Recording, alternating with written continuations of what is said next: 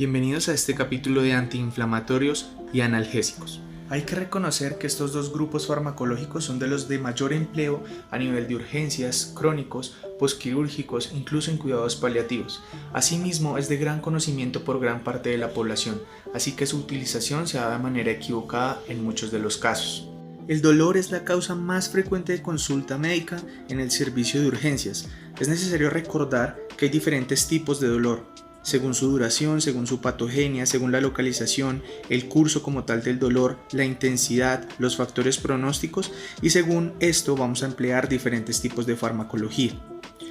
Vamos a abrir este capítulo inicialmente hablando de los opioides, que son derivados del opio y de la amapola. Trabajan en combinación con receptores y reducen la sensación de dolor de forma selectiva. Están presentes en varias áreas del cerebro, incluso la del control respiratorio. Los opioides son cualquier agente endógeno o exógeno que puede unirse a ciertos receptores, como los receptores Mu1, 2 y 3, que como función principal tienen a abrir los canales de potasio. Al generar dicha apertura generan hiperpolarización de la neurona, es decir, generan más negatividad intracelular. Inhiben la apertura de los canales de calcio, voltaje dependientes y reducen la liberación de neurotransmisores a nivel presináptico. Es necesario recordar la función de dichos neurotransmisores. Tienen función de potenciación y de inhibición. Los que potencian lo hacen con el glutamato, la sustancia P y la bradiquinina. Cuando inhiben lo hacen con estos receptores opiáceos, los GABA y los receptores serotoninérgicos. No olvidemos este punto, porque lo que entendemos es que al inhibir cualquier producto del neurotransmisor vamos a reducir el potencial de dolor.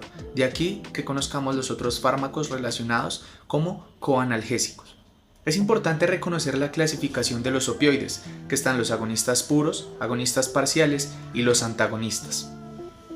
Ahora vamos a subdividir sus principales efectos. A nivel cerebro genera analgesia sin pérdida de la conciencia, no va a afectar ni ojos ni oídos, reduce la sensibilidad al dolor, genera sensación de bienestar e euforia, actúa sobre el dolor sordo, que es el dolor somático, deprimen el sistema respiratorio, importante cuando hablábamos de uno de sus receptores, estimulan el bulbo ocasionando náuseas, vómito, pueden potenciar convulsiones, y esto es importante tener en cuenta en pacientes que sufren de epilepsia.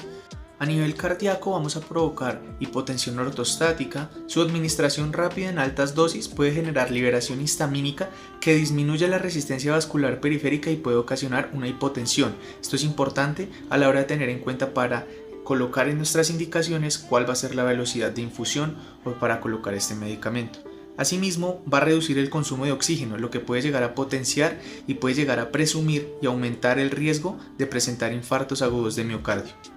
Es por este hallazgo que las guías actuales de infarto no reconocen a los opiáceos como fármaco de primera línea para manejar el dolor torácico.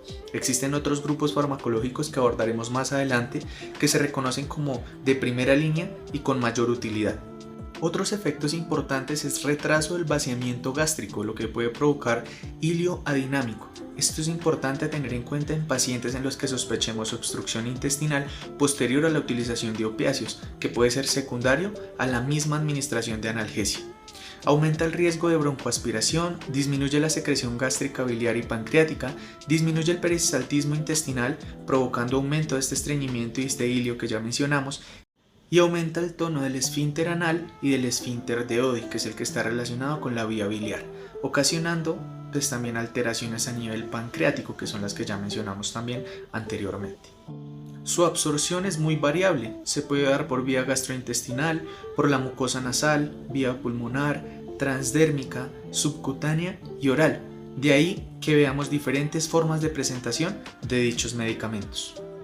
Y ahora sí vamos a hablar de los medicamentos. La morfina, que tiene sus indicaciones específicas, tiene unas contraindicaciones especiales que ya las hablamos, la pancreatitis, ya expusimos el porqué. La hidromorfona es un fármaco de amplia utilización en el servicio de urgencias que se utiliza para cólico renal, se puede utilizar para dolores muy agudos en los cuales no tengamos un control con AINES o que no tengamos un control ya directamente con otro grupo de opiáceos de acción un poco más corta. Recordemos que la hidromorfona es derivado de la morfina, que tiene un potencial mucho más alto que ella o un umbral más alto como tal para cubrir.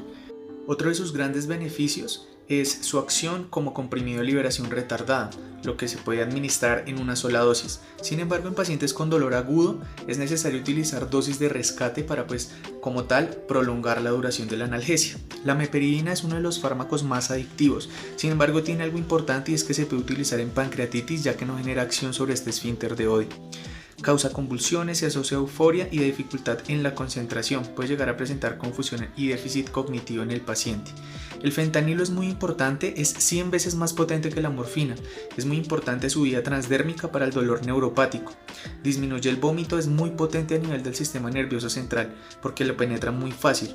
Y su presentación, aparte de la vía en parche, para manera transdérmica está el spray nasal, intravenoso y por vía epidural. El tramadol es uno de los fármacos más utilizados a nivel tabletas y en combinación con AINES, con otros analgésicos y potencial antiinflamatorio que tiene gran utilidad. Tiene un comportamiento atípico que tiene agonismo débil por los receptores Mu, mayor acción sobre los neurotransmisores como el serotoninérgico, lo que puede llegar a beneficiar al paciente a largo plazo.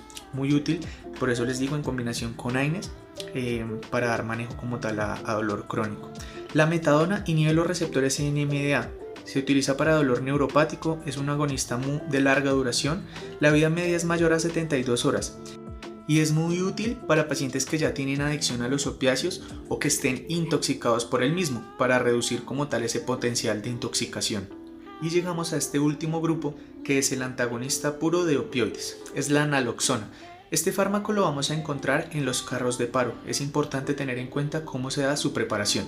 Debemos diluir una ampolla de 0.4 miligramos en 9 cc de solución salina. La ampolla viene en 1 cc, lo que nos va a equivaler a 10 cc como tal del preparado. La dosis de inicio debe ser de 0.04 miligramos, lo que equivale a 1 cc de la preparación, y luego continúo a 0.08 miligramos, que son 2 cc de la preparación. Si no puedo revertir como tal la intoxicación, tengo que pasar a 1 cc hasta revertir esa intoxicación. En otro capítulo hablaremos de todos estos tipos de intoxicaciones, cómo determinar la clínica para poder dar el manejo adecuado. Nos vemos en nuestro próximo capítulo, en el cual hablaremos de los AINES como grupo de antiinflamatorios y analgésicos.